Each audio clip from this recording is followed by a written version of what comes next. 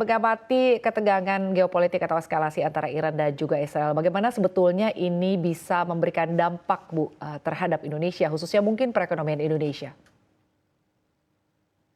Ya, intinya ini kan masih baru baru kejadian ya, dan kita masih belum tahu seberapa jauh ini akan berkembang dan apakah ini akan terjadi eskalasi.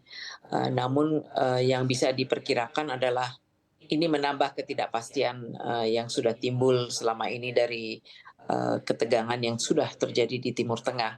Dan diperkirakan minimal yang akan terjadi di jangka pendek, harga minyak, sudah sebetulnya bergerak naik dan, akan, bisa meningkat terus. Sekarang posisi dari, Indonesian crude, oil price yang merupakan harga patokan minyak mentah Indonesia, sudah meningkat, di sekitar 90, di atas sedikit $90 per barrel, dan ini sebetulnya di dalam 2 minggu terakhir sudah bergerak naik ya, sudah diantisipasi akan ada serangan Israel. Nah ini, apa dampaknya, terhadap kita, kalau kita lihat dari harga minyak ya tentunya bisa menyebabkan inflasi, apalagi kalau ini bisa naik terus, bahkan banyak yang memperkirakan bisa mencapai $100.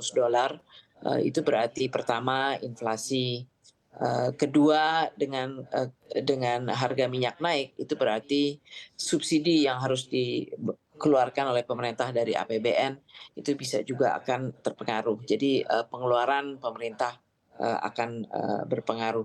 Kalau saya tidak salah kemarin mendengarkan penjelasan dari Dirjen Migas, jika harga, ICP kita naik ke $100, kompensasi, BBM di APBN itu naik ke 250 triliun, dibanding dengan asumsi APBN saat ini 160, 91 triliun. Berarti ada delta 90 triliun tambahan yang harus menjadi pengeluaran pemerintah jika harga minyak naik ke $100. Dan kemudian ada juga subsidi LPG, yang akan naik ya. Jadi itu, dampak kepada defisit. Nah, di luar itu ketidakpastian ini, akan dan telah menyebabkan apa yang disebut sebagai flight to safety. Jadi capital outflow yang bisa terjadi dari Indonesia, karena, investor mencari yang aman ya, yang aman itu adalah dolar dan, obligasi, Amerika.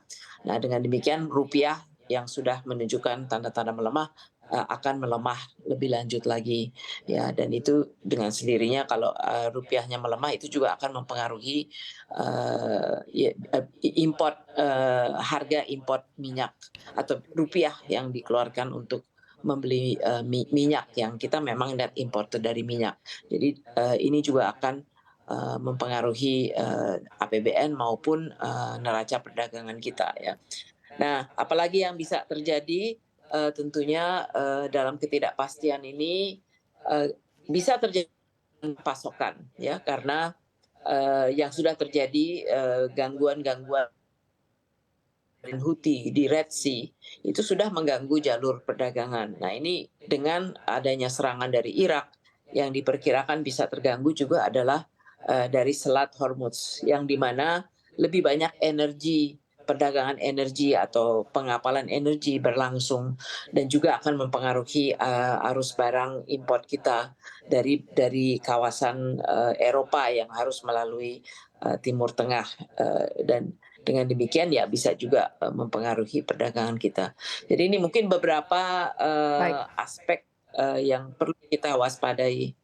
Baik Bu Mari, selain persoalan harga minyak yang akan meningkat dan tentunya ini akan berdampak kepada inflasi dan juga akan berdampak kepada subsidi ya Bu. Tapi kita lihat juga tadi Ibu sempat menyinggung bahwa akan ada rupiah Bu yang terus akan melanjutkan pelemahannya diperkirakan begitu ya Bu ya. Dan tentunya ini tentunya akan berdampak kepada APBN kita.